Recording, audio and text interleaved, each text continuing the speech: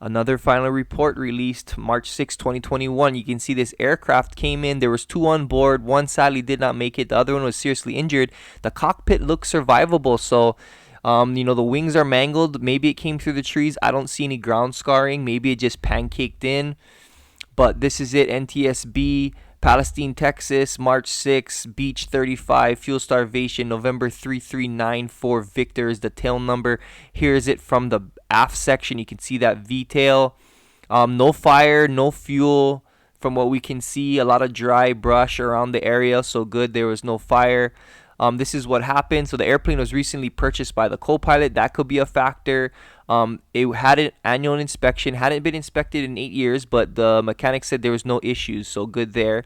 The co-pilot reported there was a total of 54 gallons between all 3 fuel tanks, 17 gallons in the left and the right, and 20 in the auxiliary tank before departure. However, 43 minutes into the flight, the fuel in the left wing tank was depleted. The crew switched to the right fuel tank with no issues. The pilot suggested they switch to the auxiliary fuel tank, and when the co-pilot switched to the auxiliary tank, they had a total loss of engine power. So the co-pilot switched to the opposite position and then switched it back to the right fuel tank. Couldn't get the power restored. They tried over and over again. They even texted the mechanic on which was the auxiliary tank to switch to, and they did a forced landing. So the airplane did go through the canopy of trees, and the airplane then impacted the ground with substantial damage. This is a view of the fuel obtained from the fuel selectors. This is the cockpit. And they said that there was no placard for that fuel tank. So post examination required fuel selector placard depicting the 4 selectable positions: right, left, auxiliary, and off, and it was not observed in the wreckage, so they couldn't find it. So that's probably why they texted the mechanic.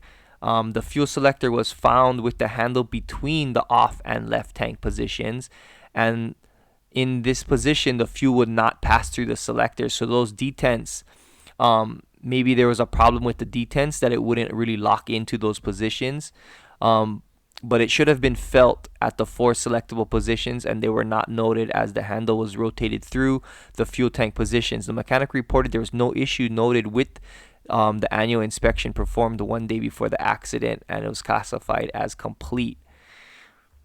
So this is kind of what it should look like: off, left, right, and auxiliary. But because this placard wasn't available, this is from a different aircraft, they were kind of guessing. They were unsure.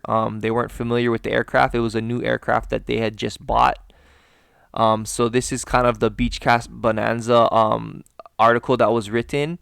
And this is fuel mishaps that happened with Bonanza. So Bonanza suffered in fairly high incidence of fuel mismanagement based on accident reports. Time and again, pilots ran one tank dry while still had fuel in another.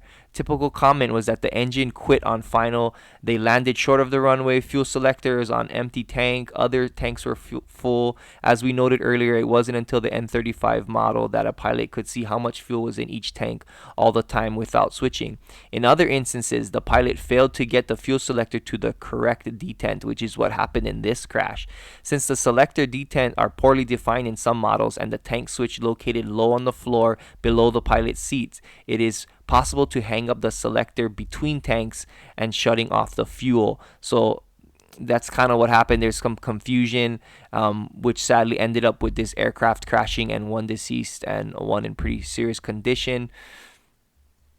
So the probable cause on this one is a total loss of engine power due to the flight crew incorrectly placing the fuel selector between the fuel tank detents, which resulted in fuel starvation. Contributing to the accident was the lack of a placard on that fuel selector, the lack of obvious fuel tank detents in the fuel selector, and the flight crew's lack of understanding of proper fuel selector operation. So I would like to hear from Scott Perdue from Flywire. He is the expert in Beechcraft Bonanzas. And it would be cool if you guys could share this video to him. Maybe he can show us the fuel selectors on the Beechcraft 35s that he deals with, and he can further explain what he thinks happened. That would be great and awesome to hear. If not, thanks for watching. I'll see you guys next time.